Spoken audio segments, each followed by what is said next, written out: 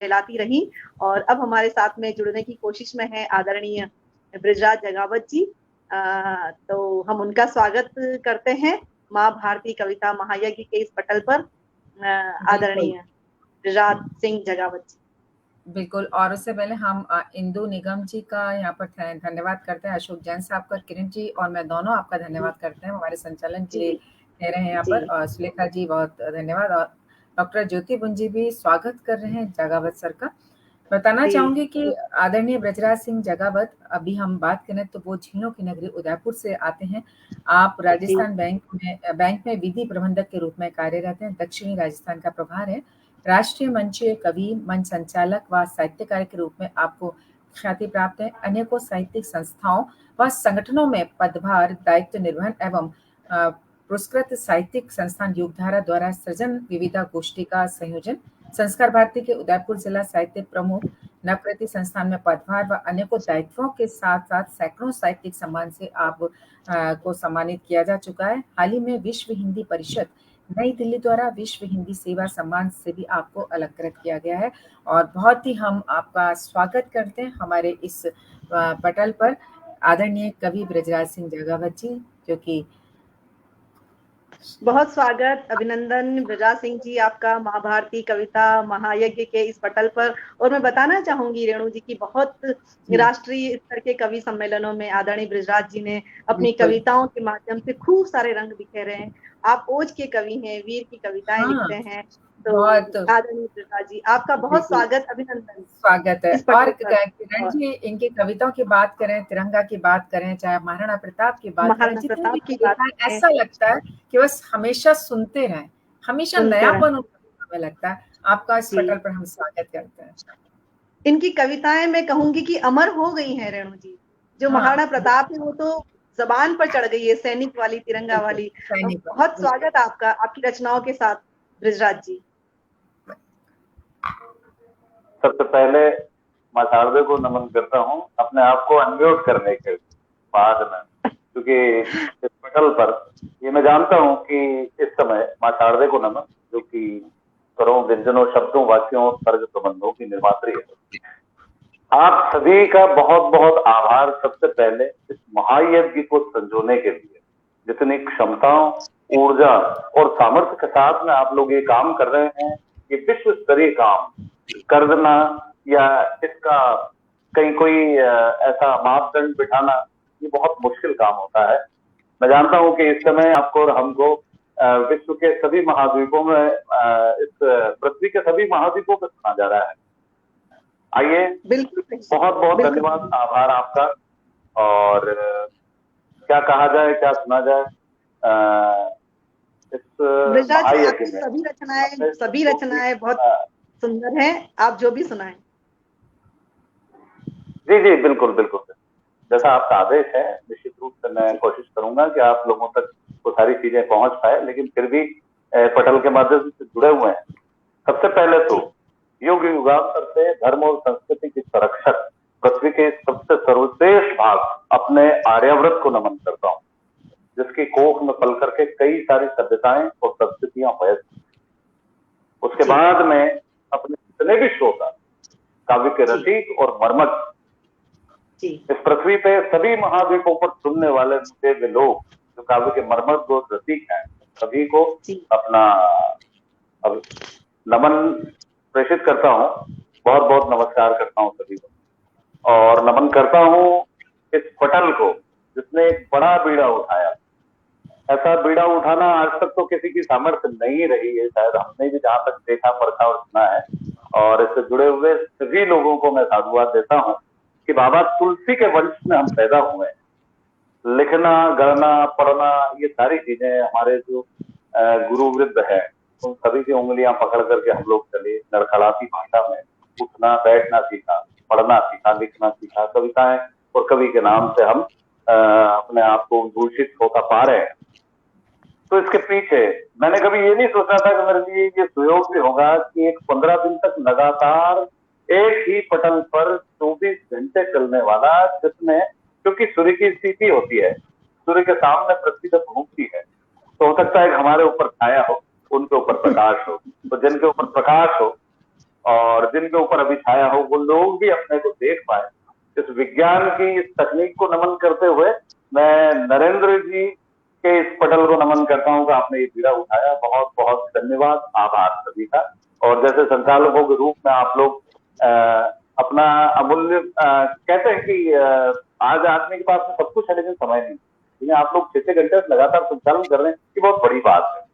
कि मैं सबको कहना चाहूंगा, जैसे आप किरण मैम उदयपुर से, कोटा से डॉक्टर रेणु मैम, और मैं देखता रहता हूँ सतत, क्योंकि जब भी कभी नींद खुल जाती है तब भी देखते हैं इस पटल पर सतत काल पाठ रहता है। तो लगता है कि माँ हिंदी के लिए कोई इतना बड़ा अनुष्ठान भी कर सकता है क्या भारतवर्ष में? ये बहुत बड़ी बात। हालांकि सैकड़ों रात हमने कवि सम्मेलन सुनाए हैं, कवि सम्मेलनों में पढ़ा है, लेकिन मेरे लिए सबसे बड़ा ये सुयोग है कि मैं इस पटल पे काव्यपाठ कर रहा हूँ। अपने आप को बहुत ही भाग्यशाली महसूस कर रहा हूँ। मैं आप सभी का साधुवाद करता हूँ। आइए, क्योंकि सबसे पहले माँ शारदे को नमन करना चाहिए, तो कुछ पंक्तियां मैंने मेरे हिसाब से लिखी है। मैं अलग तेवर का कवि हूँ, सीरत में लिखता हूँ। मेरे जानने वाले परखने वाले जो मेरे से कमेंट भी कर रहे हैं, मेरे भाई लोग और मेरे गुरु वृंद वगैरह सभी, मैं उन सभी को प्रणाम करके अपना काव्यपाठ प्रारंभ करता हूँ। क्या है आदरणीय बृजराज जी, शारदे से अगर मैं मांगता हूँ, क्या मांगता हूँ, मेरी कलम अगर शारदे जी बताइए कुछ कहना चाहते हैं? आदरणीय बृजराज जी, आपने जो अभी ये बातें कही ना सारी, ये भी किसी कविता से कम नहीं रही है।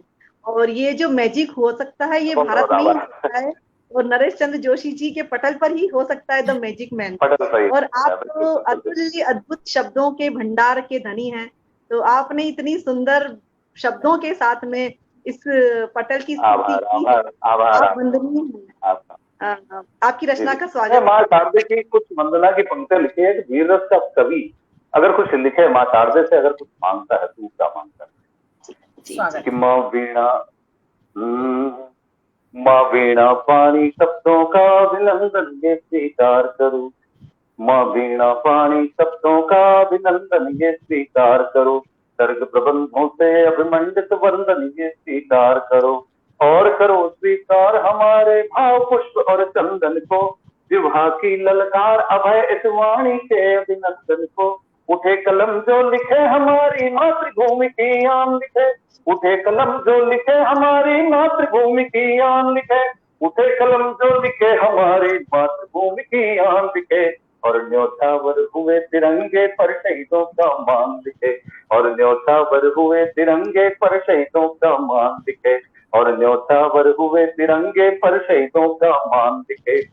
और क्या मानते हैं कलम? कि छंद समर्पित, राग समर्पित, गीत समर्पित है तुमको। छंद समर्पित, राग समर्पित, गीत समर्पित है तुमको। ज्ञान प्रवाहित हो जीवन का सार समर्पित है तुमको। कलुषित भावों और अज्ञानों को दूर करो इस जीवन से। सद्गुण और सद्भाव प्रवाहित होते रहे इस जीवन से। हो ऐसा एक वरद हस्त सब गुरुओं का सम्मान लिखे। हो ऐसा एक वरद हस्त सब गुरुओं का सम्मान लिखे। हो ऐसा एक वरद हस्त सब गुरुओं का सम्मान लिखे। और न्योछावर हुए तिरंगे पर शहीदों का मान लिखे। और न्योछावर हुए तिरंगे पर शहीदों का मान लिखे। और न्योछावर हुए तिरंगे पर शहीदों का मान लिखे। और क्या मानती है कलम? अंतिम बंद कि अज्ञानी को ज्ञान मिले और प्रतिभा को सम्मान मिले। ये बहुत बड़ा वर्ग संघर्ष है, इसके बारे में मैं कुछ नहीं कहना चाहूंगा। ये बहुत बड़ी बात है जो माँ सरस्वती ने मुझसे इस पंक्ति में लिखवाई है कि अज्ञानी को ज्ञान मिले और प्रतिभा को सम्मान मिले।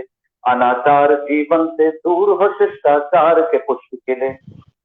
हास नहीं हो पाए कभी मानव मूल्यों का जीवन से। हास नहीं हो पाए कभी मानव मूल्यों का जीवन से। जीवन दर्शन हो पुकारी, सेवा भाव हो जीवन में। ना तारीफ ही लिखे किसी की, ये बहुत महत्वपूर्ण बात लिखवाई, कि ना तारीफ ही लिखे किसी की और ना ही अभिमान लिखे। ना तारीफ ही लिखे किसी की और ना ही अभिमान लिखे। ना तारीफ ही लिखे किसी की और ना ही अभिमान लिखे। बस न्योछावर हुए तिरंगे पर शहीदों का मान लिखे। बस न्योछावर हुए तिरंगे पर शहीदों का मान लिखे। बस न्योछावर हुए तिरंगे पर शहीदों का मान लिखे। माँ शारदे की इस वंदना से मैं अपने काव्य पाठ का आगाज करता हूँ और आप सभी का जो पटल पर लिख रहे हैं, जो लोग भी इस समय सुन रहे हैं, चाहे एशिया से हो, चाहे वो यूरोप से हो, चाहे किसी भी महाद्वीप से हो, मैं उन सभी का बहुत बहुत आभारी हूँ कि वो मुझे सुन रहे हैं और सराह रहे हैं।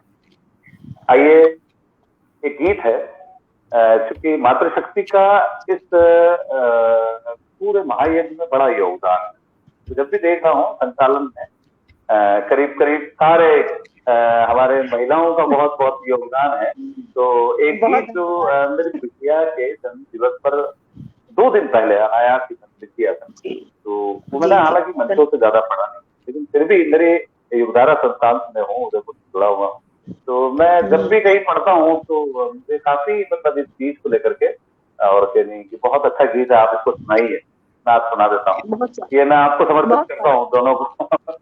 कि क्या है, में अगर बेटी है और तो क्या महत्व है कि तुमसे हर एक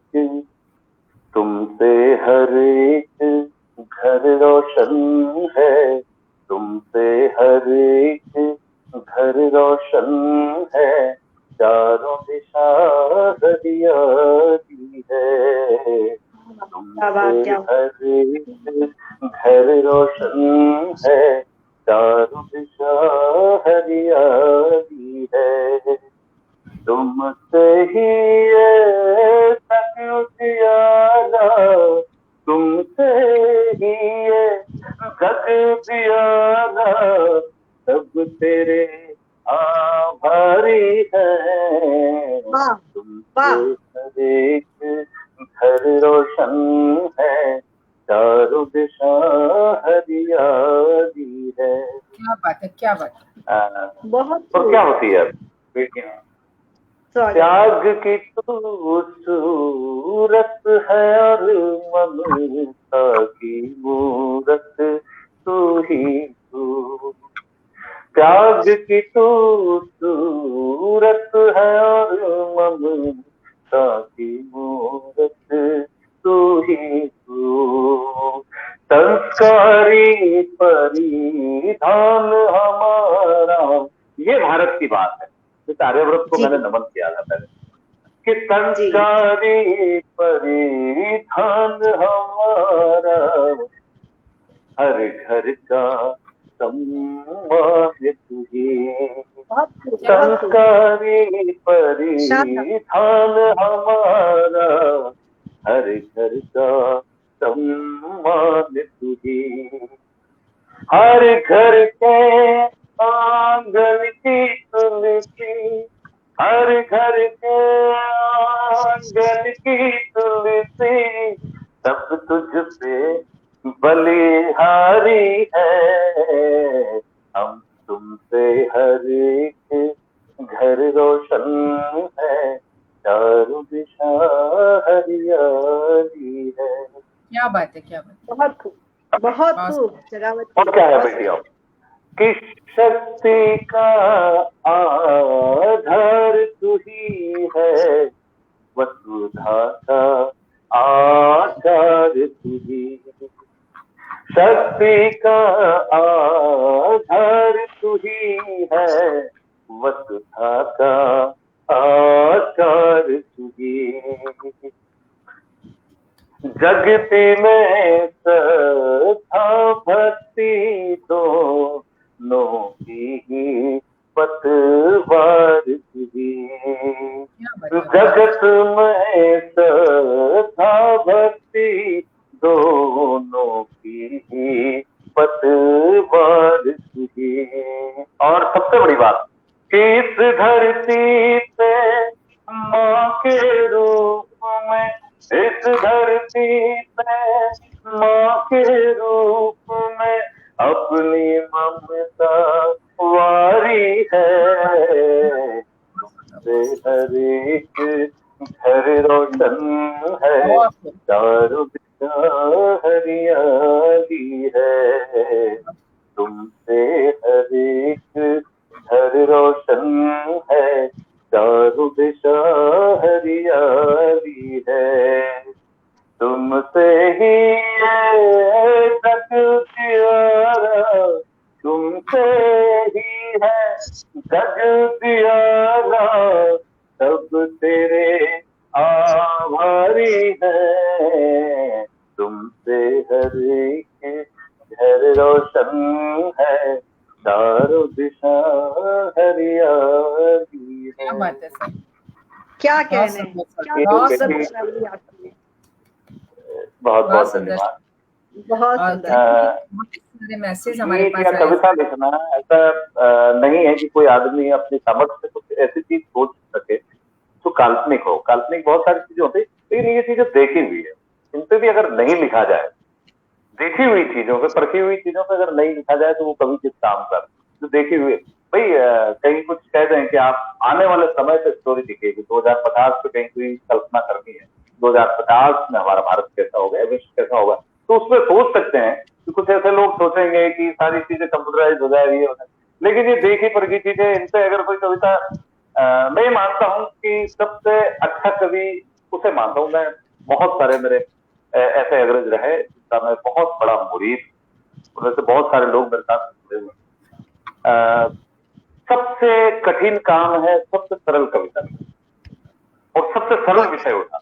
वाकई वाकई बहुत सही बात है, सही है। अगर आप इस चीज से सभी रूबरू हैं, जब मैं तो क्या ये ऐसा नहीं कि मैं आप लोगों को बता रहा हूँ, ये मेरा मंतव्य बता रहा हूँ कि मैं क्या लिखना चाहता हूँ, इसलिए मैंने आपसे ये चीजें अर्ज की है और निवेदन की है। मैं आगे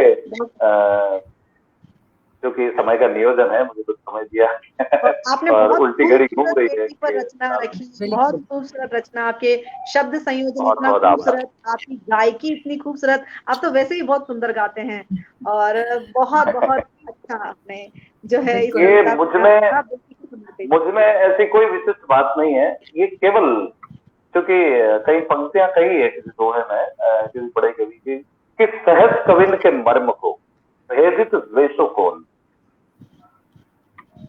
कहने वाले से सुनने वाला बड़ा होता है। सुनने वाला अगर श्रेष्ठ है, प्रबुद्ध है, तो वो उसके सुनने के नजरिए में, क्योंकि उसकी बुद्धि में बैठ जानी चाहिए कोई बात, तो कहाँ कहीं एक दोहा है बहुत महत्वपूर्ण कि सरस कविन के मर्म को भेदित द्वेषो कौन, और समझवार की सरायबो और समझवार की मौन। तो कविता के लिए मौन ही काफी है। तो क्योंकि ये प्रबुद्धों का मंच है, यहाँ सारी चीजें दिल से निकल के आती। बाकी सैकड़ों रात हमने मंचों से कवि सम्मेलन पढ़े हैं, तो वहां हो सकता है कि कवि को कवि सम्मेलनी जगत का कवि होना पड़े, और कुछ चीजें ऐसी भी होती है कवियों बांधने के लिए श्रोताओं को, तो ऐसा नहीं कि हमारे जहन में बनती हो, लेकिन कहनी पड़ती है, ये बाध्यता होती है। लेकिन ये जहाँ साहित्य की इतनी बड़ी जागम बैठी हो, कि जागम के लिए जहाँ 7 समुद्र पार के लोग हमको सुन रहे हैं, तो वहां ऐसी बात करना यार मैं मुनासिब नहीं समझता। इसलिए मुझे बहुत अच्छा लगा कि इस समय केवल काव्य के 10 साधक यहाँ पर हैं, जिन लोगों की बड़ी बड़ी रचनाएं, इतने बड़े बड़े लोग इस पठन से जुड़े हुए हैं कि अगर मैं उनका छोटा छोटा भी परिचय दूं तो हो सकता है कि मुझे ये महीना कम पड़ जाए सितंबर का। इसलिए मैं आगे बढ़ता हूँ अपनी अगली रचना का हम स्वागत करते हैं। स्वागत है सर। ब्रिजा जी, अगली रचना। जी हाँ, मैं एक सिपाहियों पर कविता लिखी है, क्योंकि मेरा तेवर है थोड़ा सा लिखने का। मेरा लिखने का तेवर ऐसा है कि मैंने एक मुक्तक लिखा है मेरे खुद के बारे में कि मैं अपनी कविता में किसी को साहूकार नहीं लिखता। मैं अपनी कविता में किसी को साहूकार नहीं लिखता, जो बिकता पथिक हो राहों में वो गंतव्य साकार नहीं लिखता। क्या बात है। और सरोकारी परिभाषा में कल्पित आकार नहीं लिखता। मैं अपनी कविता में किसी को साहूकार नहीं लिखता, जो बिकता पथिक हो राहों में वो गंतव्य साकार नहीं लिखता, और जो सरोकारी परिभाषा में कल्पित आकार नहीं लिखता, और लघुपथ के विश्राम काल में उलझे काज नहीं लिखता, और धन वैभव ऐश्वर्य काल में डूबे राज नहीं लिखता, और नहीं लिखता हूँ चाटुकारों की भाषा को ये ज्ञात रहे, किसी नतमस्तक की वाणी पर व्यंगों के भार नहीं लिखता। तो खुद ही नतमस्तक है, तो उसपे भंग मतलब क्या व्यंग किया जाए, व्यंग किया जाए उसपे जिसपे आपका निशाना सदा हो। कोई बड़ा व्यक्ति हो उससे कोई व्यंग करे तो अच्छी बात है, ऐसा कोई नतमस्तक हो उससे व्यंग ना किया जाए। बातें हो सकती है, लेकिन समय का नियोजन है। ये मैं सीधा एक मेरे सिपाहियों के ऊपर कविता है, क्योंकि मुझे भी देश की सेवा करने का सौभाग्य मिला। मैं सीआरपीएफ में हूँ 5 साल, तो मैंने वहाँ क्या देखा कि सिपाही क्या मानता है सारी चीजें। आपने वो जो जीवन है, सैन्य जीवन, बहुत नजदीक से देखा है वो बृजराज। जीवन जिया, मैंने कमांडो कोर्स भी किया। उसके बाद में मुझे प्रशासनिक सेवाओं का बड़ा शौक था। मैं यहाँ आकर के प्रशासनिक सेवाओं के लिए ये लगा। उसके बाद में मैं अभी विधिक सेवा में आया। जी जी। तो मैंने जो पूरा जीवन जिया, बृजराज की बातों में बहुत सच्चाई झलकती है ना। बिल्कुल। और इनका शब्द भंडार भी समृद्ध है। मैं तो नहीं, आपको ये बताऊं, केवल आपकी समझने की शक्ति है, ये आपका बौद्धिक कौशल है। ऐसी मुझ में कोई विशेष बात नहीं है।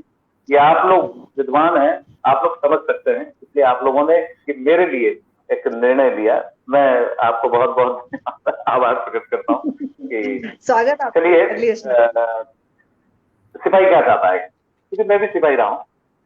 तो सिपाही क्या चाहता है देश का और क्या होता है, सारी चीजें 3 बंदे, छोटा सा गीत आपको समझ सकता हूँ कि हम वतन के नौजवान है। अब मैं मेरे तेवर पे आता हूँ।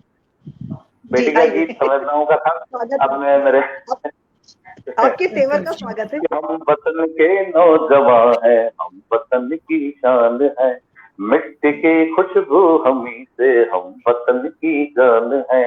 हमसे ही लहराती है धरती हमी का गगन, हमसे ही हर ख्वाब रोशन है सदा चैनो अमन। मुल्क उजियारा हमी से हम ही जन गण गान है, दुश्मनों का काल है और वीरों का बलिदान है। छेड़ सरहद से जो बंदे मातरम का ताज है। वाह, क्या बात है। सिपाही हम परिंदे मुल्क की परवाज है, सिपाही हम परिंदे मुल्क की परवाज है, सिपाही हम परिंदे मुल्क की परवाज है। और क्या कहता है सिपाही, क्या है वो? कि है तिरंगे में बसा रंग केसरी हमसे बना। तिरंगे के 3 रंग हम जानते हैं। एक हरियाली का प्रतीक है, एक शांति का प्रतीक है, और तीसरा रंग जो है वो हमारा है। तब मैं निवेदन करता हूँ कि है तिरंगे में बसा रंग केसरी हमसे बना, और यहाँ इतिहास भी अपने लहू से है सना। और अमन की इस इमारत की हमी तो नींव है, धनवा की टंकार जैसे पाप का गांडीव है। जो सिकंदर को न माना हौसला औरत का हम, शौर्य का प्रतिबिंब प्रण हर वीर के साहस का हम। है बसंतों की अंतिम पंक्ति कि है बसंतों की हम आदत केसरी अंदाज है। सिपाही हम परिंदे मुल्क की परवाज है, सिपाही हम परिंदे मुल्क की परवाज है, सिपाही हम परिंदे मुल्क की परवाज है। और आगे क्या कहता है सिपाही?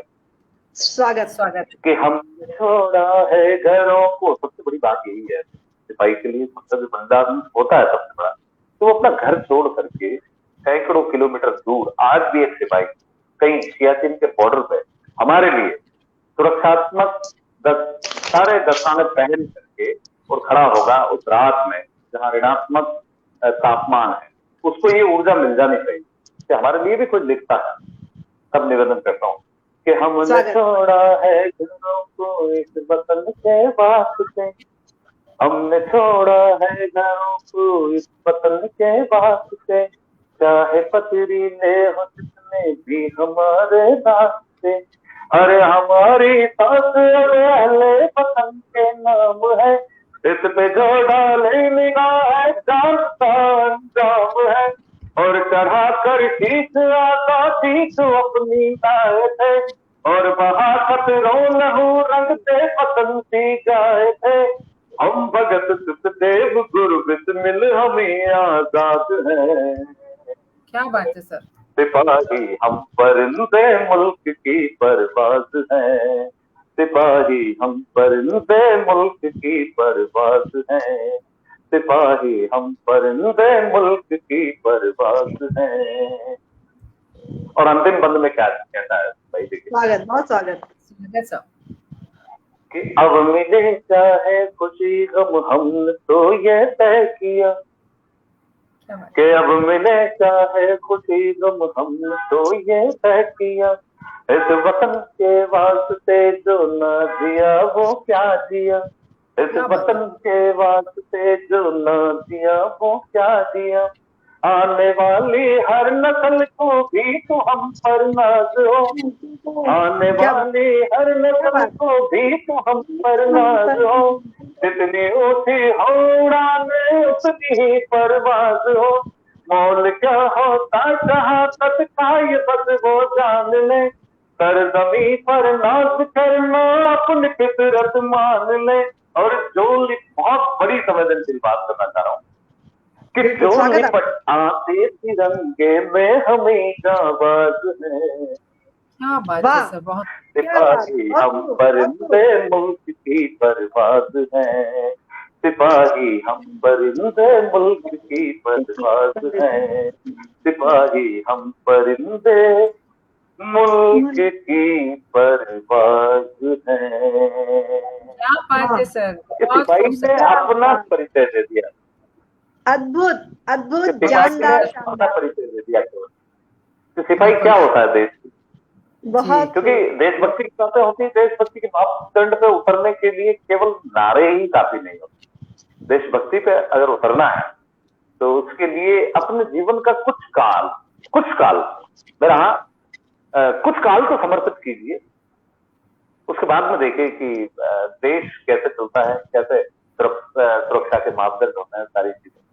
तो रेणु नहीं इसलिए मेरे मन में कुछ कहा कि रेणु मैं जी, सबसे पहले मैं जब कुछ लिखूं। बृजराज जी अपनी कविता कह रहे थे तो ऐसा आभास हो रहा था कि हम तिरंगे के नीचे खड़े हैं और हमें हाँ बृजराज जी के साथ खड़े हो जाना चाहिए और सैल्यूट के साथ इस कविता को सुनना बिल्कुल चाहिए, गीत को सुनना चाहिए। बिल्कुल, आपने बिल्कुल बहुत जो सैनिक की बातें हैं जो वो इतने अच्छे से कविता के रूप में हमें यहाँ पर सुनाया, और कहते भी है ना किरण जी, कहा भी गया है कहीं पर कि गजरे बिल्कुल, की महक को छोड़कर आया हूँ, गजरे की महक को छोड़कर आया हूँ, मैं अपनी नन्ही क्या बात। चिड़िया को आंगन में चहकता छोड़कर आया हूँ, हे भारत हाँ, माँ हाँ, अपने आंचल में समा लेना क्योंकि मैं अपनी माँ का आंचल छोड़ कर आया हूँ।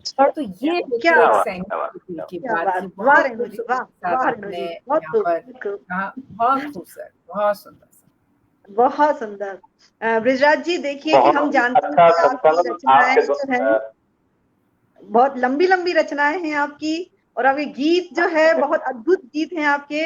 अब देखिए समय जो कह रहा है वो ये कि अब हम आपसे महाराणा प्रताप की कविता सुने और हम चाहेंगे कि क्या पटल बात, से। क्या बात। अब बिल्कुल पहले मैं माँ सरस्वती से चल करके और जी, अपनी कविता के तेवर तक पहुंचा। तेवर से फिर मेरे जो सबसे आदर्श है सिपाहियों तक पहुंचा। उसके जी बाद में अब मैं जिस जगह से आता हूँ मैं उस मिट्टी का परिचय करवाता हूँ जी, बिल्कुल क्या बिल्कुल, आपको। क्योंकि आदरणीय समय अब देखिए आपकी कम बचा है, किरण इसलिए बालाजी, हम किरण जो संचालन कर रही हैं ये और मैं एक ही मेवाड़ की मिट्टी से ही है। बिल्कुल तो और क्योंकि मैं बताना इस चाहूंगी मिट्टी भारत का दो सरकार जने अगर से प्रतिनिधित्व कर रहे हो इसमें, तो पूरे जी, विश्व में जितने भी लोग महाद्वीपों से सुन रहे हैं उन्हें ये पता होना चाहिए कि मेवाड़ की मिट्टी क्या है। हालांकि वे लोग सब जानते होंगे, इतिहास में पढ़ा लिखा सारी चीजें, अच्छा गूगल पे भी सारी चीजें हैं, लेकिन फिर भी जी, बुखार बिल से अगर सामने सुना जाए कि मेवाड़ की मिट्टी क्या है, क्योंकि इस बिल्कुल मिट्टी का ऐसा लगाव है। किस बिल्कुल देश का राष्ट्राध्यक्ष अगर उस देश की मिट्टी को ले जा करके अपने पूजा अर्चन में रखता है और एक कहता है कि इस मिट्टी से अगर देशभक्ति कहीं जागती तो ये सबसे अप्रतिम दावा होगा मेरा कि मेवाड़ की मिट्टी, हल्दी घाटी की मिट्टी को ले जा करके एक राष्ट्राध्यक्ष अपने राष्ट्र में जहां सबसे असीम चीजों का संधारण होता है वहां सुरक्षित रखे और अपने पूजा अर्चन में उसको काम ले और अपने माथे पे लगाता है। तो मैं समझता हूँ मैं ऐसी मिट्टी से आता हूँ कि मुझे कविता पढ़ने में मैं रोमांचित हो रहा हूँ। आपने जैसी करके दिया बहुत बहुत सुंदर, मैं बहुत बहुत सुंदर, बहुत हमारी आभारी हूँ सुखद आपका। अनुभूति पूरे बृजराज विश्व सिंह को ये जी। सुनना चाहिए कि क्या है महाराणा प्रताप। कहीं नरेंद्र मिश्र, पंडित नरेंद्र मिश्र की मुझे बहुत बड़े कवि, उनकी दो पंक्तियों से मैं परिचय करवाता हूँ कि महाराणा प्रताप क्या, कि अच्छा, महाराणा प्रताप के जीवन का जो उद्देश्य था वो क्या था। कि राणा प्रताप ने जन्म लिया राणा प्रताप ने जन्म लिया परवशता के भय भंजन को, जी पराधीन थी दुनिया। राणा जी प्रताप ने जन्म लिया परवशता के भय भंजन को, आलोक पुरुष उतरा भू पर तम के घमघोर निकंदन को, था स्वाभिमान का विजय घोष जिसके प्रण की परिपाटी में, था स्वाभिमान का विजय घोष के प्रण की परिपाटी में, प्रतिबिंबित है जिसकी सुगंध हल्दी घाटी की माटी में, प्रतिबिंबित है जिसकी सुगंध हल्दी घाटी की माटी में, प्रण प्रण स्वाभिमान के साधक को अर्पित कविता के शब्द सुमन, और वह छंद अभी तक नहीं बना जो कर दे उसका अभिनंदन, वह छंद अभी तक नहीं बना जो कर दे उसका अभिनंदन। अभिनंदन, बहुत सुंदर, बहुत कोई सुंदर। पंक्तियां नहीं लिखी जा सकती उन लोगों के सम्मान में, लेकिन फिर भी हमने लड़खड़ाती भाषा में, तुतलाती बोली में कहीं कुछ लिखा है उनके प्रति, तो यह आज हमारी श्रद्धांजलि होगी उनके प्रति। पूरा विश्व सुने कि महाराणा प्रताप क्या है और क्या है ये मेवाड़, और ये धरती क्या है, कैसे हैं यहाँ के लोग, कैसे योद्धा यहाँ पर होते हैं। आप सभी ने जाना होगा। एक बार मुझे थोड़ा सा आदेशित करें, अपने पाठ से शुरू करूं। महाराणा प्रताप की कविता के बाद में मुझे कोई कविता पढ़ने की जरूरत नहीं होती कि मेरा, वो कहते हैं कि सारी पूर्णाहुति हो जाती है कविताओं, तो मैं सीधा सीधा आपने जैसा निवेदन किया है तो मैं निवेदन करता हूँ, आप सभी सुने। आपके जो 10 मिनट हैं बृजराज जी, आपके जो 10 मिनट हैं ये महाराणा प्रताप को समर्पित हैं, और हम आपका बहुत हृदय से स्वागत कर रहे हैं आपकी इस कविता का, सभी प्रत्यक्षदर्शी। आभार आभार आभार आभार। क्या है मेवाड़ कि समर्पण की है ये वेदी, समर्पण की है ये वेदी, जहाँ गुणगान वीरों का, समर्पण की है ये वेदी, जहाँ गुणगान वीरों का, वहाँ माटी भी है चंदन, जहाँ बलिदान वीरों का, वहाँ माटी भी है चंदन, जहाँ बलिदान वीरों का, जहाँ पर लाज लिपटी है कहीं जौहर की ज्वाला में, कई ताके अमर है केसरी परिधान वीरों का, हिंदुआ एक सूरज, हिंदुआ एक सूरज है तो ये इतिहास जिंदा है, अटल प्रण की धरा मेवाड़ स्वाभिमान जिंदा है, अटल प्रण की धरा मेवाड़ स्वाभिमान जिंदा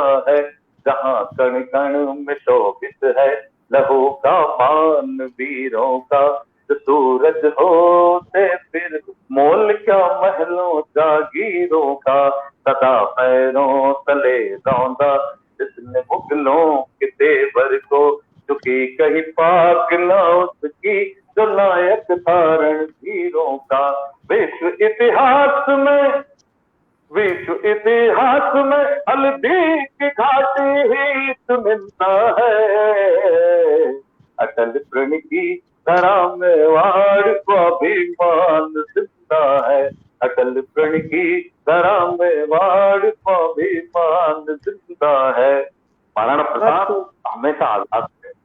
तो मैं ये कहना चाहता हूँ, बताना चाहता हूँ दुनिया को कि आजादी क्या है। आजादी के लिए ना, अगर आदमी आजाद नहीं है तो उसकी सांस जो ऑक्सीजन वो ले रहा है ना, वो भी गुलामी। सब निवेदन करता हूँ कि जहाँ खुले जज्बात से कोई कहीं जब सांस लेता है, खुले जज्बात से कोई कहीं जब सांस लेता है, वही आजाद था, आजाद है, आजाद रहता है, जहाँ धमनी शिराओं में लहू बन आग बहती है, तभी स्वाधीनता की ये कथा मेवाड़ कहता है, बचाया मान पुरखों का।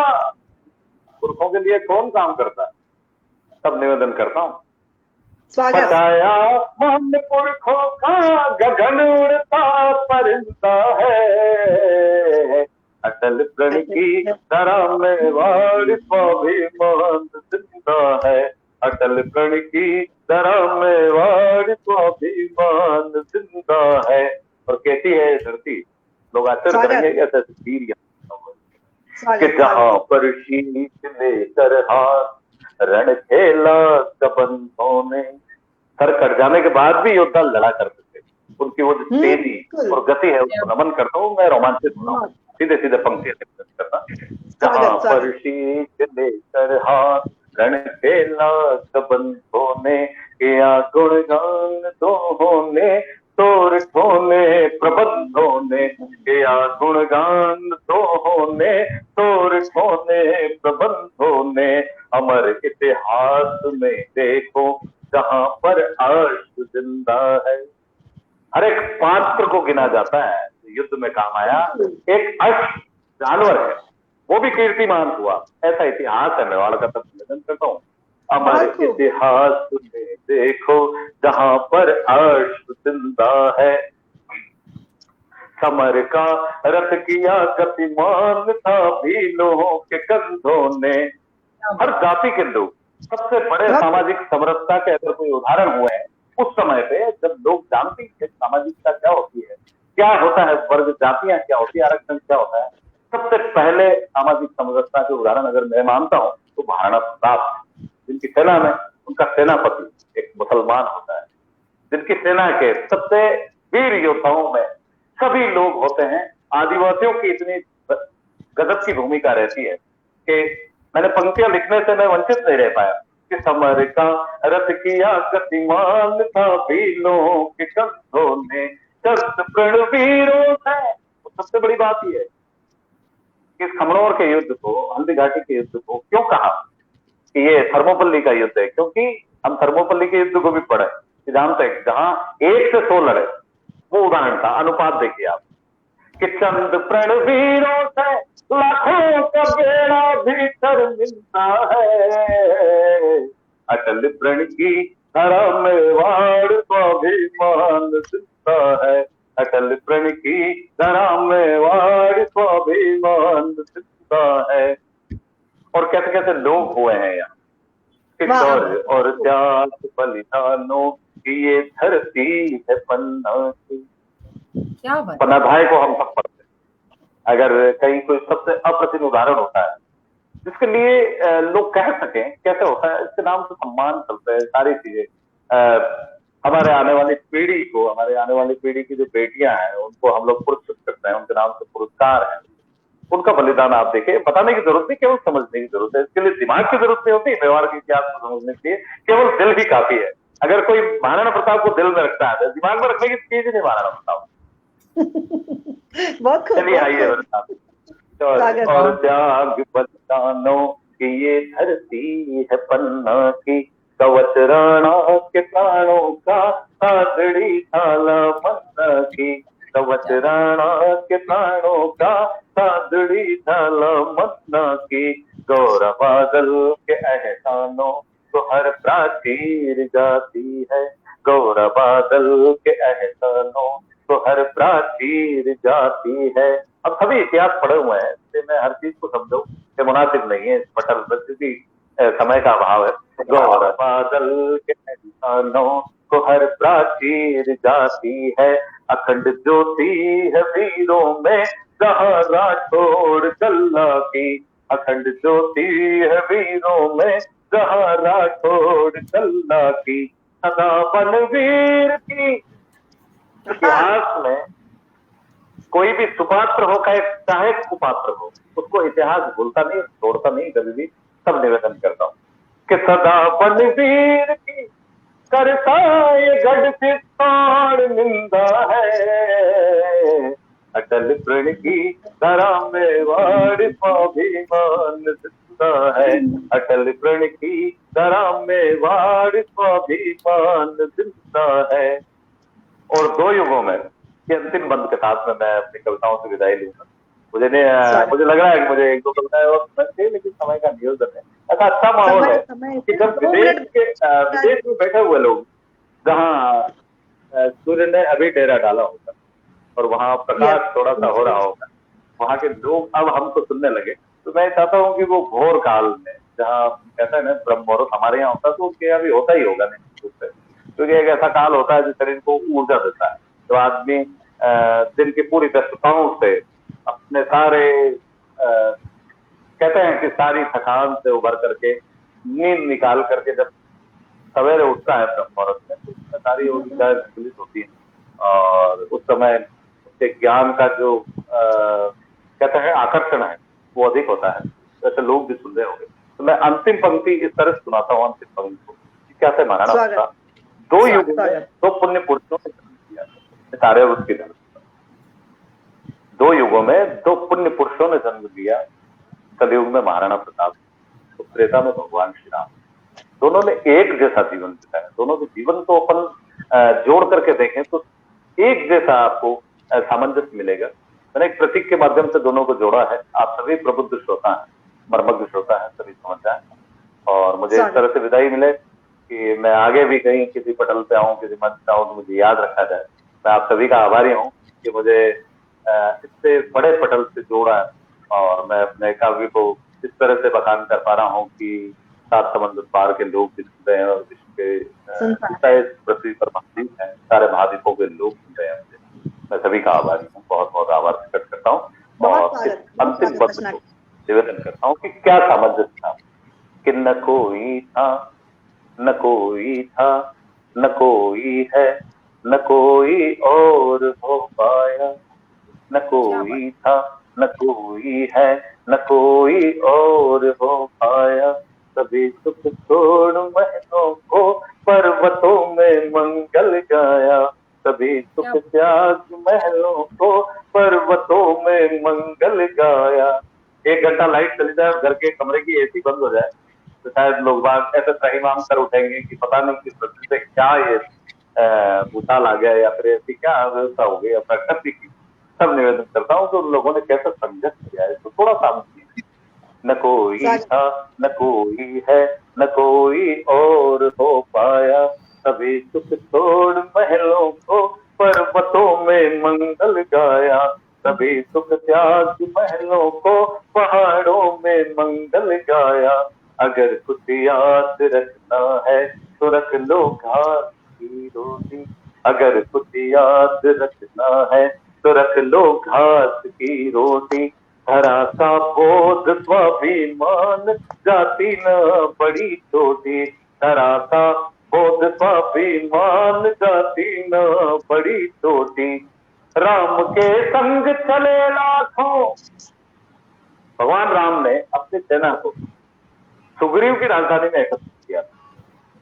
वैसे ही महाराणा प्रताप ने हल्दी घाटी में सभी जाति धर्म और सभी संप्रदायों के लोग, दलितों और वंचितों को लेकर के साथ में एक सेना का गठन किया। सब एक सामंजस्य बिठाता हूँ कि अगर कुछ याद रखना है तो रख लो घास की रोटी, धरा का बोध स्वाभिमान जाति न बड़ी छोटी। राम के संग चले लाखों, उत्साह, राम के संग चले लाखों, मान लो ये किस चिंता है। अटल प्रण की धरा में वार स्वाभिमान जिंदा है, अटल प्रण की धरा में वार स्वाभिमान जिंदा है। समर्पण की है बेदी जहाँ गुणगान वीरों का, वहाँ माटी भी है चंदन जहाँ बलिदान वीरों का। जहाँ पर लाश लिपटी है कहीं जौहर की ज्वाला में, कई टाके अमर है केसरी परिधान वीरों का। हिंदुआ एक सूरज, हिंदुआ एक सूरज है, कोई इतिहास जिंदा है। अटल प्रण की धरा में वार स्वाभिमान जिंदा है, अटल प्रण की धरा में वार स्वाभिमान जिंदा है। अटल प्रण की धरा में वार स्वाभिमान जिंदा है। वाह वाह, क्या बात, क्या कहें आप। बहुत सुंदर, शानदार, शानदार, अद्भुत, जिंदाबाद आपकी कविता के लिए। किरण जी, हम लोग आदरणीय कवि ब्रजराज सिंह जी को पटल से धन्यवाद से पहले बताना चाहूंगी सर, बहुत सारे मैसेज, लेकिन मैं आपकी कविता में इतना खो गई थी वो मैसेज की तरफ मेरा ध्यान ही नहीं गया। अब जब देखा तो लगा रोशनी किरण जी लिख रही हैं, वाह। नीता जोशी जी, डॉक्टर ज्योति कुंज जी लिख रहे हैं, वाह जागावत जी, मेवाड़ के माध्यम से आपने राष्ट्र को जगाया है। रोशनी किरण जी लिख रही हैं कि बहुत खूब। नीता जी लिख रही हैं बहुत लाजवाब। और हमारे साथ यहाँ पर जुड़े हुए हैं योगेश मैनारिया जी, वो लिख रहे हैं मालवा के कविराज वर्तमान में उदयपुर ब्रजराम जी, श्रीमान कवि राज ब्रजराज जी जागावत की आवाज के हम दीवाने हो गए। बहुत ही शानदार। और यहाँ पर रितेश कुमार श्रीवास्तव जी आपका स्वागत कर रहे हैं सर। काफी हैं सर, बाकी के नाम ऊपर चले गए हैं किरण ये जी। सभी मेरे भाई, इनमें से मेरे गुरु हैं, ज्योतिपुर जी मेरे गुरु हैं, योगेश जी मेरे भाई हैं। मेरे जॉब मेट हैं और मेरे ब्रदर की तरह। वो कविताओं से बड़े मरबत जो हो रही है, तो उनके लिए मैंने अलग से सवेरी को भेज दिया था। मैंने कहा मेरे भाई जुड़े। और ये सभी जो आप मुझे आभार प्रकट कर रहे हैं, मैं धन्यवाद का पात्र नहीं हूँ। असल में धन्यवाद का जो पात्र है वो सभी प्रतिभाओं को एकत्र करने के लिए, इस बड़े महायज्ञ के लिए आपकी जो पहली सोच है, पता नहीं आपने कब इसकी योजना गढ़ी होगी। मैं उस योजना के सर्वप्रथम आदमी की जो साहस है उसको नमन करता हूँ कि इससे हम सभी इस पटल पे आ पाए। मैंने देखा इस पटल पे, मैं प्रतिदिन देखता हूँ देश के जाने माने लोग और बहुत अच्छे लब्ध प्रतिष्ठित कवि, जिन लोगों ने, जिनकी पुस्तकें चलती है, पाठ्य पुस्तकों में जिनकी कविताएं हम लोग पढ़ करके पढ़े हुए। और बहुत ये मैं मानता हूँ कोरोना की वजह से ऐसे कुछ लोग और थे जो हमारे बहुत बड़े आदर्श थे, लोग भी मंच से जुड़ नहीं पाए क्योंकि दिवंगत हो गए। मैं उन सभी को श्रद्धांजलि देता हूँ और मैं आभार प्रकट करता हूँ आदरणीय ब्रजराज जी आपका। और आपकी बात हमारे अध्यक्ष महोदय डॉक्टर हरीश नवल साहब तक, प्रबंध निदेशक पूनम सागर जी साहब तक, निदेशक महोदय नरेश चंद्र जोशी जी तक और सह निदेशक नीता जोशी जी तक पहुंच रही है। ये उनके विचार हैं, उनके विचारों के द्वारा हम यहाँ सब एक दूसरे से प्रतिबद्ध होकर इस पटल पर हैं। कनक सौम्या जी आपको बहुत स्नेह से सुन रही थी इतनी देर। अब कनक सौम्या जी का समय शुरू होता है और हम आदरणीय ब्रजराज जी के साथ में इतना समय जो रहा आपके साथ में, पटल आपका आभार व्यक्त करता है। बहुत आभार आपका, बहुत धन्यवाद। और कनक सौम्या जी हमारे साथ जुड़ चुके हैं। बहुत बहुत सम्मान के साथ हम उनका स्वागत करते हैं। आदरणीय कनक सौम्या जी।